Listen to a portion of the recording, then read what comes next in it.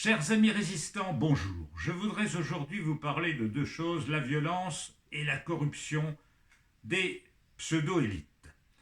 La violence, c'est une caractéristique de l'être humain. À travers son histoire, le plus grand tueur d'hommes ne fut jamais ni le loup, ni l'ours, ni le tigre, mais l'homme lui-même. L'homme aime tuer ses semblables. Il aime faire la guerre, et lorsqu'il ne la fait pas, il se la raconte. Que de livres, que de films consacrés à la guerre. Les hommes aiment ça. Les hommes sont des prédateurs. Ils ont fait disparaître beaucoup d'espèces sur la planète. Et ils aiment s'entretuer. Et que voit-on à notre époque? La violence, qui est toujours là. Malgré les progrès de ce que l'on voudrait la civilisation, on se rend compte qu'on n'en sort pas. Alors, au niveau international, il se passe ce qu'il se passe. Je ferai un petit rappel historique. Après la grande boucherie de 1914-1918 et ses millions de morts, les hommes de mieux ont voulu au niveau international essayer de prévenir la guerre.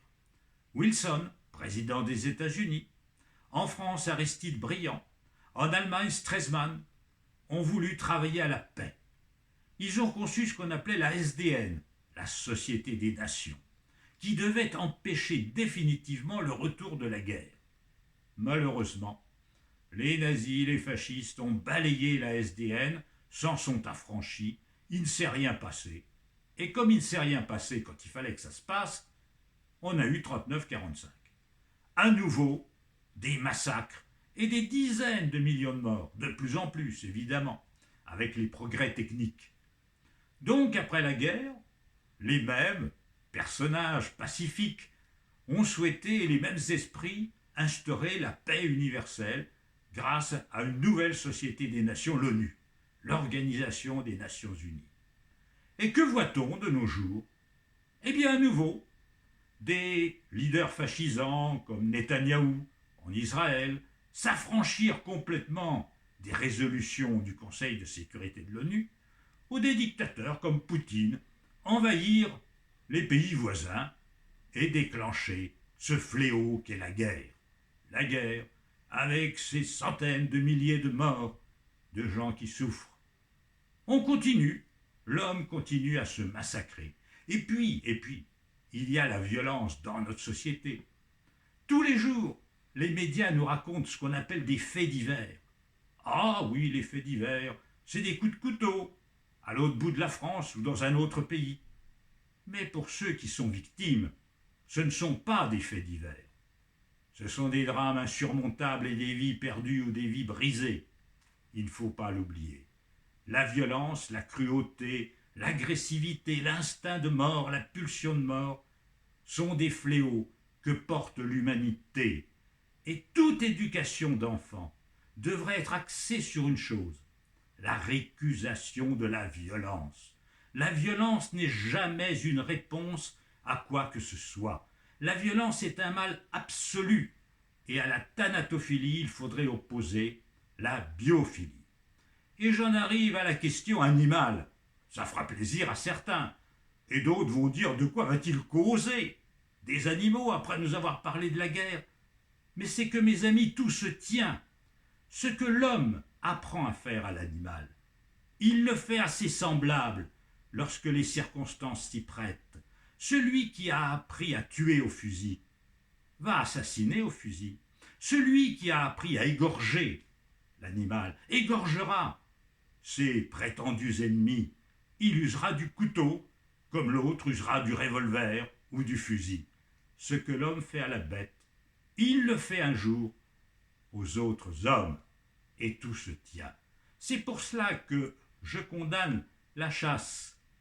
Ce qui, évidemment, est une marque de courage, n'est-ce pas, dans une société conformiste, où on aime bien fustiger les crimes du passé, mais surtout ne pas dénoncer ce que les foules admettent encore. Là, il faut de la témérité. Et heureusement qu'il y a des hommes capables de se dresser contre les troupeaux grégaires et contre les foules pour dire ce que vous faites est moralement inacceptable. Eh bien, mes amis, il est inacceptable de faire de la mort et de la souffrance d'un être sensible, quel qu'il soit, une activité ludique ou récréationnelle. On ne s'amuse pas à tuer. S'amuser à tuer, c'est une école de violence. C'est une banalisation du sang répandu. C'est pour cela que, si je condamne la chasse, ce n'est pas tant à cause des accidents qu'elle génère, bien que ceux qui perdent la vie, pour eux c'est total, c'est le mal absolu. Et il y a des innocents, des usagers pacifiques de la nature qui sont victimes des chasseurs. Mais ce n'est pas que pour cela que je condamne ce loisir. Ce n'est pas non plus parce que des abrutis vont tuer un pigargue ou une cigogne ou d'autres espèces protégées, ce qui est évidemment monstrueux à notre époque où la biodiversité se meurt. Non, ce n'est pas pour cela. Je condamne la chasse parce que je condamne le loisir de mort. Je pense que l'homme civilisé ne doit jamais jouir de l'effroi, de la souffrance, du mal et de la mort qu'il occasionne à un être sensible, quel que soit cet être sensible. C'est pour cela que je suis viscéralement abolitionniste de la chasse-loisir. Je condamne de la même façon la tauromachie, qui est l'art de torturer pendant 20 minutes un animal pour le voir agoniser et mourir, pour faire jouir une foule malsaine. Je condamne les abattages dits rituels dans les abattoirs, où on sacrifie des animaux à des dieux. Alors là, je voudrais interroger les théologiens de ces religions, l'islam ou la religion judaïque. Pourquoi vos dieux, qui sont bonté, qui sont miséricorde, qui sont amour, ont-ils besoin de sacrifices? Qu'est-ce que ça leur apporte? Si Dieu, votre Dieu, est amour, s'il est miséricorde, s'il est bonté, comment peut-il jouir de voir souffrir une vache, de voir souffrir un mouton? Ça lui apporte quoi, cette souffrance? Qu'est-ce que le sacrifice ajoute ou retranche au monde? Pourquoi faire souffrir un être vivant? Je souhaiterais, messieurs les théologiens, je dis messieurs parce qu'il y a peu de dames parmi eux, messieurs les théologiens, vous qui prônez ces religions, réfléchissez tout simplement à la cohérence de votre idéologie.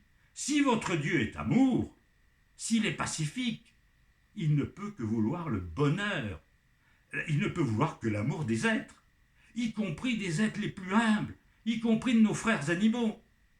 Comment peuvent-ils profiter de la souffrance? Mais ça, voyez-vous, mes amis, c'est une interrogation que les psychiatres, les psychologues, ceux qui réfléchissent sur le comportement humain, les anthropologues aussi, peuvent s'interroger. Depuis la plus ancienne Antiquité, les tribus humaines se sont toujours inventé des dieux. Autrefois, ils étaient polythéistes, il y avait plusieurs dieux, il y avait plein de petites aventures. C'est très beau d'ailleurs, la mythologie grecque, c'est remarquable, c'est très joli, c'est très poétique, et c'est plein d'anecdotes savoureuses. Mais la question que je me pose, c'est de savoir pourquoi, depuis que l'humanité existe, depuis que les hommes ont commencé à être homo sapiens, ils se sont inventés des religions dans lesquelles il fallait sacrifier des êtres vivants. Alors, dans cette haute antiquité, on sacrifiait quoi? Des esclaves, on sacrifiait des prisonniers, des étrangers, des gens qu'on avait capturés dans les tribus adverses, ou des jeunes filles qu'on offrait à des dieux pour les satisfaire sur des autels où on les tuait. On les tuait souvent avec des rituels d'une grande cruauté. Pourquoi est-ce que l'homme, à travers l'histoire, a eu besoin de s'inventer des dieux qui avaient soif de sang? Bon, je vous laisse vous interroger là-dessus et réfléchir là-dessus. Moi, je n'ai pas la réponse, je pose une question et c'est intéressant. Je crois que j'aborderai lors d'une prochaine vidéo la question du népotisme et de la corruption de la classe politique, avec le risque que représente la décentralisation, thème démagogique, mais thème extrêmement dangereux quand on connaît aussi les hommes qui, si aujourd'hui je vous ai dit qu'ils étaient cruels, les hommes sont aussi cupides et faibles. On en reparlera lors d'une prochaine vidéo. Mes amis, soyez résistants, portez-vous bien et à bientôt, j'espère, pour une autre réflexion.